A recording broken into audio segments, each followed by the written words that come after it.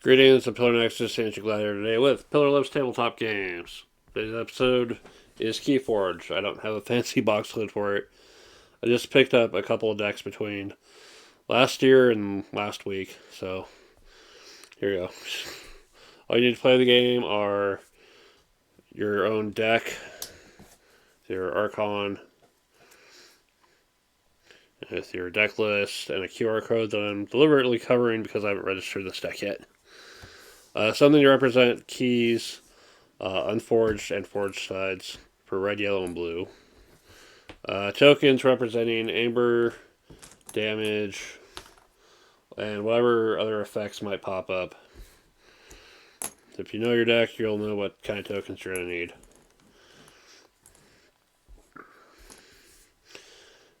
And then if you've got two decks, then you can demonstrate two players against each other. So you're on Archon, you're on the Crucible, you're looking for vaults to open up and gain more power, and you've come across another Archon, and both of you have come across a vault together. So clearly you have to fight each other for control of it. So the goal of the game is to gather the aember you need to forge the keys to open the vault first. So as part of the setup, you'll shuffle your deck. You'll prepare tokens and everything. Prepare your unforged keys. Have a random first player. Your random first player will draw 7 cards. The second player will draw up to 6. However, and you can mulligan, but you'll draw one less card. The first player's first turn, they can only play 1 card at all. Or discard 1 card.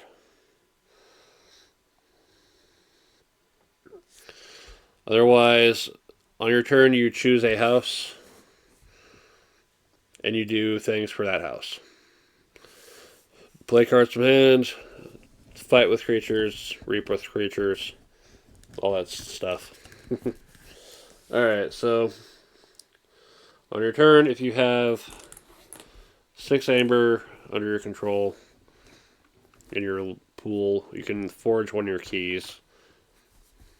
You can only forge 1 key no matter how much aember you have. And once you forge your 3rd key, you win. If you haven't won yet, then continue on with the rest of the turn. Choose your house for the turn. Like, let's choose Sanctum, since we've got so many cards for it. And you can then play, discard, or use cards of that type. Also, whenever whatever house you choose, you have the option to take your archives, if you have any, into your hand. So, creatures. Creatures go to your battle line, they go in exhausted, and they will ready towards the end of your turn. Some of them will have certain abilities that go off of certain timing. So, Commander Remuel, when he's used to reap, after reaping, use a friendly non-sanctum creature. So, finding effects that will let you use houses other than the active one you're using are going to be pretty nice. If you can coordinate that pretty well. I know it's not Sanctum's turn, but artifacts. Artifacts come into play exhausted. They do not go to the battle line, but may provide some help with either battle or other effects. Like combat for unknowns. So I play this one as making Mars my active house. And on a future turn, I'm using a different house. Omni abilities I can use on any house activation.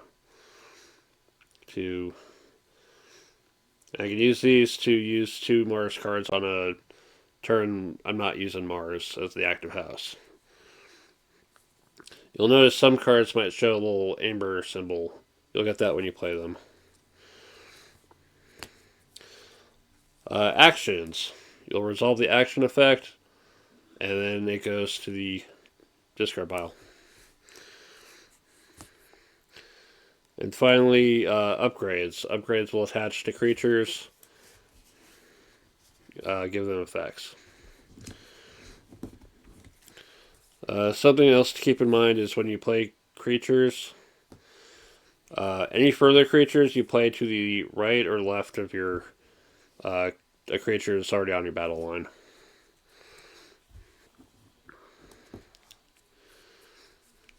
Because sometimes position can matter. So let's say we made Sanctum our house this turn. All right. Let's go ahead and play Armageddon Cloak, which gets me an aember for the aember symbol on there. And this creature gains hazardous 2, and destroyed fully heal a creature and destroy the cloak instead. So it's pretty powerful card, so it's going to be rare. You'll notice that there'll be like rarities on the bottom next to the collector number. That's about how often you can expect that card to show up in decks in general. Something to keep in mind. And none of my actions are going to help at the moment, so that'll do it. Oh yeah. Alternatively, you could just discard cards of that house if you don't think it's going to help you anytime soon. Or to make way for cards you might really need. So let's say... You know what, let's hold on to these for a moment. At the end of your turn, if you would draw... if you're short on cards at all, you draw back up to 6. So 1 card. Cool.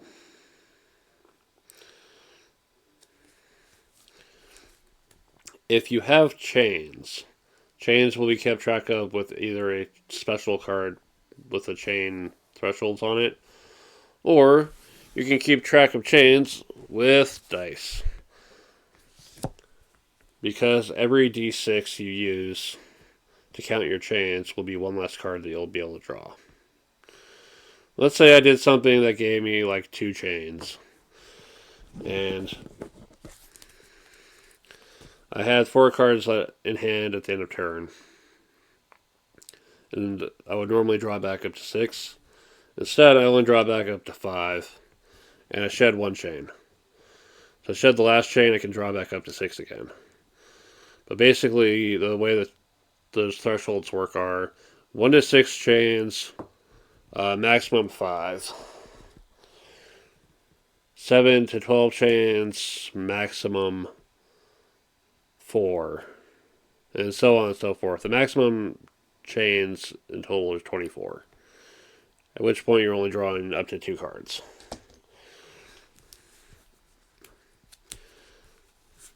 But anyway. I'll go back there. If your deck ever runs out, you reshuffle it and then just keep drawing. It's one of the more merciful approaches I've seen. So let's get into some theoretical stuff here. Say they went with Brobnar. We played this, and they played this. And they played this. Okay. Oh yeah. He was ready again. They're ready. Then ready, and then draw back up. 2, 3. Alright. So it comes back, and they choose Sanctum again. So options with your creatures that are now ready are Reap.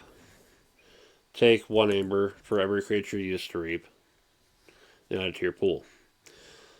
If you end your turn with at least enough aember to forge a key, you should probably say check or hey, I'm going to forge a key next turn if you don't stop me.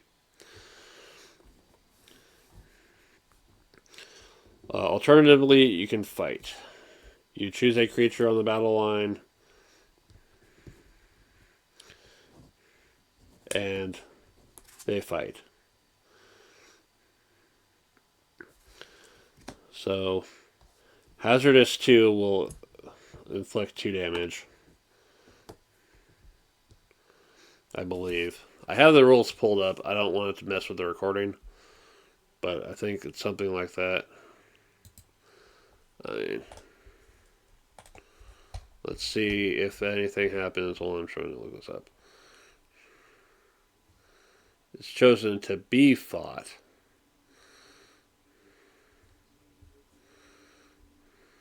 Right. So, actually, it wouldn't work that way. So, it would have to be chosen by the opponent for Hazardous to go off. Let's just say it happens anyway. Let's just say I fight with them anyway. So, they'll deal damage equal to your strength to the opponent, and they'll simultaneously deal damage to their strength back to the attacking creature. If you have enough damage on you equal to or greater than your strength, your creature is destroyed. Although Armageddon Cloak will give up itself and fully heal the commander. If the creature has any number in its shield down here, that'll prevent that much damage the first time that creature is fought in a given turn.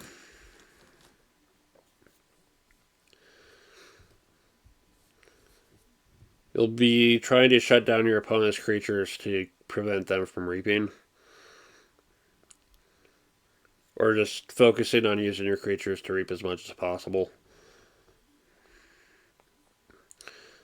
Your call.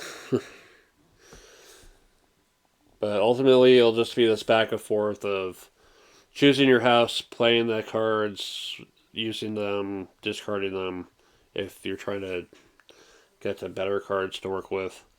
Using your creatures to reap for aember or to fight each other and remove them from the battle line. Using actions, upgrades, and artifacts to just do some extra stuff to enhance your strategy. And just trying to get to the 3 keys before anyone else. Before your opponent does.